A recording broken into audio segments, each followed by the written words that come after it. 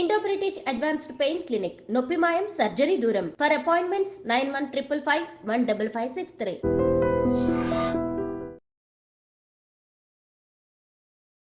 నమస్తే, నేను Kavitha. Welcome to I dream news. KTR హైకోర్టులో వేసినటువంటి క్వాష్ పిటిషన్ ని కోర్టు కొట్టేసింది.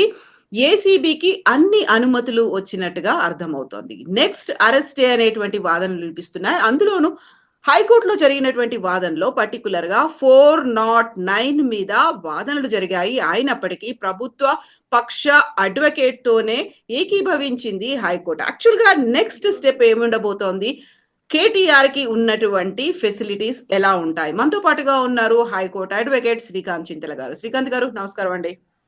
నమస్తే కవిత గారు. సో శ్రీకాంత్ గారు, నిన్న ఒక ఎపిసోడ్ మనం చూసాము. ఏసీబీ విచారణకు కేటీఆర్ వస్తున్నప్పుడు అడ్వకేట్స్ తో వస్తే అక్కడ అభ్యంతరం చెప్పారు, ఒంటరిగా రావాలని చెప్పారు. మళ్ళీ 9th రోజు కూడా ఒంటరిగానే అటెండ్ అవ్వమన్నారు. సో అది ఒక అంశం. అయితే ఈ రోజు క్వాష్ పిటిషన్ ని హైకోర్టు కొట్టేసింది. సో దీంతో పాటుగా మధ్యంతర బెయిల్ ని కూడా తీసేసినట్టుంది కదా? అవును, ఇంటరిమ్ ప్రొటెక్షన్, ఇంతకు ముందు ఇంటరిమ్ ప్రొటెక్షన్ ఫ్రమ్ అరెస్ట్ ఉండిందండి. అయితే ఇవాళ ఇంటరిమ్ ప్రొటెక్షన్ ని కూడా ఎక్స్టెండ్ చేయడానికి కూడా కోర్టు నిరాకరించడం జరిగింది.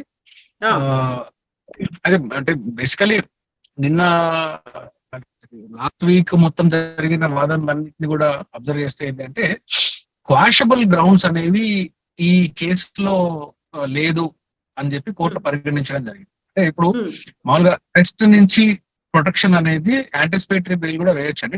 టెక్నికల్ గా చెప్తున్నాను నేను.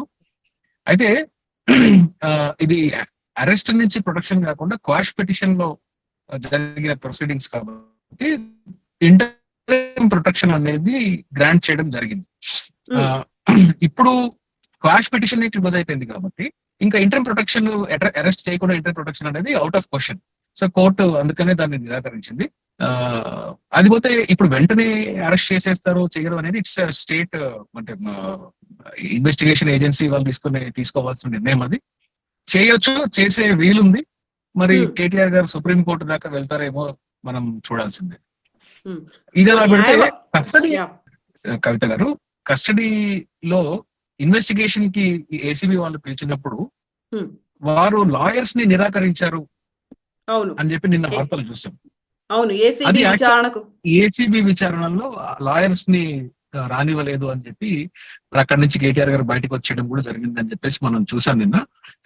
అందులో కేటీఆర్ గారి వాదన సమంజసమే. ఎందుకు అంటే లాయర్ ఉండి ఇన్వెస్టిగేషన్ లో ఎంక్వైరీలో లాయర్ ని పెట్టుకోవడం అనేది కేటీఆర్ గారికే కాదు ప్రతి ఒక్క పౌరుడికి ఉండే రైట్ కూడా. అంటే ఇది ప్రిన్సిపల్. మనకు ల్యాండ్ మార్క్ కేసెస్ 2-3 ఉన్నాయి దీంట్లో. పర్టికులర్లీ సిబిఐ వర్సెస్ కుల్కర్ని అనేది ఒక ల్యాండ్ మార్క్ కేసు.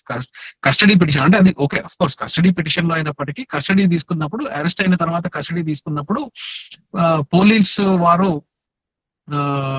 వారికి అడ్వకేట్ ని కూడా ఎంగేజ్ చేసుకునే రైట్ ఇవ్వాలి అని చెప్పేసి మద్రాస్ హైకోర్టు పళనిచామి అనే కేసులో ల్యాండ్ మార్క్ కేసెస్ లో వీటిలో కూడా ఏంటి అంటే అడ్వకేట్ సమక్షంలో ఎంక్వైరీ చేయాలి అని చెప్పి చేయొచ్చు అని చెప్పి, అది ఎవరు అక్యూజ్డ్ పర్సన్ కోరుకుంటే అలాంటి వెసులుబాటుని కల్పించాల్సిన అవసరం కూడా ఇన్వెస్టిగేషన్ ఏజెన్సీస్ మీద ఉంది అని చెప్పేసి పలు హైకోర్టులు, సుప్రీంకోర్టు కూడా ఇంతకుముందు చెప్పడం జరిగింది. కాబట్టి అడ్వకేట్ సమక్షంలో అంటే లీగల్ హెల్ప్, మీరు అడ్వకేట్ అనేది ఒక పర్సన్ ప్రొఫెషన్ లాగా కూడా ఒక లీగల్ హెల్ప్ తీసుకొని ఇన్వెస్టిగేషన్ ఏజెన్సీస్ ఇన్వెస్టిగేట్ చేయండి అని చెప్పడంలో ఎటువంటి తప్పు లేదు. అలాంటి రైట్ ని కూడా ప్రతి ఒక్క పౌరుడికి కూడా ఇవ్వాలి అనేది చట్టం చెప్తుంది. సో ఈ రోజు క్వాష్ పిటిషన్ కి సంబంధించి జరిగినటువంటి వాదనల్లో 409 కి సంబంధించి వాదనలు కూడా కొనసాగాయి. సో 409 వర్తిస్తుందా, వర్తించదా? యాక్చువల్ గా ఎందుకని ప్రభుత్వ పక్ష అడ్వకేట్ వాదనలతో ఏకీభవించింది హైకోర్టు? అంటే హైకోర్టు క్వాష్ అనే దాన్ని మనం అర్థం చేసుకోవాలి. కేసులో నిజాలు తేల్చడము క్వాష్ పరిధి పని కాదు. అది నిజాలు తేల్చడం అనేది కేవలం ట్రయల్ కోర్టు చేయవలసిన పని. అయితే ఏసీబీ స్పెషల్ కోర్టు ఉంది కాబట్టి ఆ స్పెషల్ కోర్టు చేయవలసిన పని.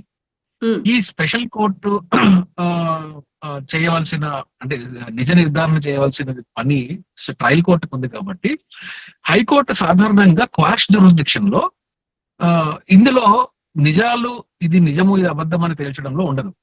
దేనిలో ఏం పరిగణలోకి తీసుకుంటారంటే క్వాష్ అనేది కేవలము abuse of the process of law అంటాం. అంటే చట్టాన్ని దుర్వినియోగం చేసి ఎలాంటి ప్రొసీడింగ్స్ ఏదైనా స్టార్ట్ అయ్యి ఉంటే ఆ వ్యక్తి యొక్క ప్రాథమిక హక్కుల్ని కాపాడడానికి మాత్రమే హైకోర్టు క్వాష్ అనే జ్యూరిస్డిక్షన్ ని క్వాష్ అనే పిటిషన్ ని అప్లికేషన్ ని ఎంటర్టైన్ చేస్తుంది. So abuse of the process of law అనే మాత్రమే గ్రౌండ్ గా ఉండాలి. సో ప్రాసెస్ అబ్యూస్ జరిగిందా లేదా అనే విషయాన్ని వాదించినప్పుడు పలు సెక్షన్లు 409 మెయింటైనబుల్ కాదు, ఏసీబీ ప్రొసీజర్ ఫాలో అవ్వలేదు, ఎఫ్ఐఆర్ లో లాకనర్స్ ఉన్నాయి అనే గ్రౌండ్స్ ని తీసుకోవడం జరిగింది వాదనలో. అయితే ఇవన్నీ కూడా క్వాషబుల్ గ్రౌండ్స్ కాదు, అవి ఫ్యాక్ట్స్ లో వెళ్ళవలసిన అంశాలు కాబట్టి, నిజాలు తేల్చాల్సింది ట్రయల్ కోర్టు కాబట్టి, గౌరవ హైకోర్టు అభిప్రాయంలో ఇది క్వాష్ చేయవలసిన కేసు కాదు, ఇది ట్రయల్ జరగాల్సిందే దీనిలో అనేది హైకోర్టు వారి అభిప్రాయం. యా, సో ఇప్పుడు శ్రీకాంత్ గారు మళ్ళీ నిన్న అటెండ్ అవ్వలేదు కాబట్టి తేరాల్సి ఉంది హైకోర్టు. సో 9th మళ్ళీ ఏసీబీ విచారణకు అటెండ్ అవ్వండి, ఈసారి ఒంటరిగానే అటెండ్ అవ్వండి అంటూ ఏసీబీ మళ్ళీ ఒక మెమోని ఇష్యూ చేసింది, లెటర్ ని అందజేసింది. బట్ ఈ లోపే అరెస్ట్ అయ్యే ఛాన్సెస్ ఉన్నాయి అంటూ అటు బీఆర్ఎస్ కావచ్చు ఇటు కాంగ్రెస్ కావచ్చు చెప్తున్నటువంటి వాదనలు. ఒకవేళ ఏసీబీ విచారణ 9th ఉన్నప్పటికీ కూడా ఈ అరెస్ట్ అనేది జరుగుతుందా? విచారణ సమయంలో కూడా అరెస్ట్ చేయొచ్చు, విచారణకు ముందు కూడా అరెస్ట్ చేయొచ్చు. ఓకే, కాబట్టి విచారణ 9వ తారీఖు ఒకవేళ కోర్టు ప్రొటెక్షన్ లేకుండా వెళ్ళి అరెస్ట్ చేసే ఛాన్సెస్ కూడా ఎక్కువ, అంతకన్నా ముందు కూడా అరెస్ట్ చేయొచ్చు. మరి నేను ఎక్స్పెక్ట్ చేసేది ఏంటంటే కేటీఆర్ గారు సుప్రీంకోర్టును ఆశ్రయిస్తారేమో అని చెప్పేసి ఎక్స్పెక్ట్ చేస్తున్నాను.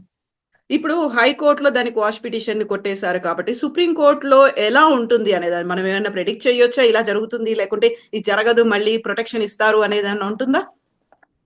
అంటే ప్రిడిక్షన్ కష్టం, కానీ జనరల్ గా ఏంటంటే సుప్రీంకోర్టులో ఇక్కడ కూడా హైకోర్టులో కూడా ఇంట్రిమ్ ప్రొటెక్షన్ ఉంది కాబట్టి అరెస్ట్ నుంచి, సుప్రీంకోర్టు కూడా కేసు తేలేంత వరకు, అంటే సుప్రీంకోర్టులో ఈ పిటిషన్ తేలేంత వరకు మనకు ప్రొటెక్షన్ ఆఫ్ అరెస్ట్ ఇచ్చే ఆస్కారం మాత్రం కనిపిస్తుంది ఈ కేసు. సో కొంత సమయం పట్టొచ్చు మొత్తం కేసు తేలడానికి, కానీ అరెస్ట్ నుంచి మాత్రం ప్రొటెక్షన్ వచ్చే ఛాన్స్ మాత్రం ఉంది. మనం అందరం అర్థం చేసుకోవాల్సింది ఏంటి అంటే, మీడియాలో ఎంత వచ్చినా ఎవరన్నీ రాసినా కానీ ఇది కేవలం క్వాష్ మాత్రమే, నిజాలు ఇంకా తేలలేదు, అది ట్రయల్ చేసిన తర్వాత మాత్రమే తేలుతుంది. గౌరవ హైకోర్టు చెప్పింది కేవలం నిజం ప్రొసీజరల్ ల్యాప్సెస్ ఉన్నంత అవి క్వాష్ చేయదగ్గ గ్రౌండ్స్ కాదు అని మాత్రమే హైకోర్టు అభిప్రాయపడింది. ఇక ఫుల్ ఆర్డర్ రావాల్సి ఉంది. ఫుల్ ఆర్డర్ వచ్చిన తర్వాత బహుశా మనకు ఇంకా డీటెయిల్డ్ గా ఆర్డర్ మీద మనం చర్చ చేయొచ్చు. ఎస్ శ్రీకాంత్ గారు, థ్యాంక్ యూ సో మచ్ అండి. ఫర్దర్ డెవలప్మెంట్స్ మీద మళ్ళీ మాట్లాడుకుందాం. థ్యాంక్ యూ అండి. Thank you.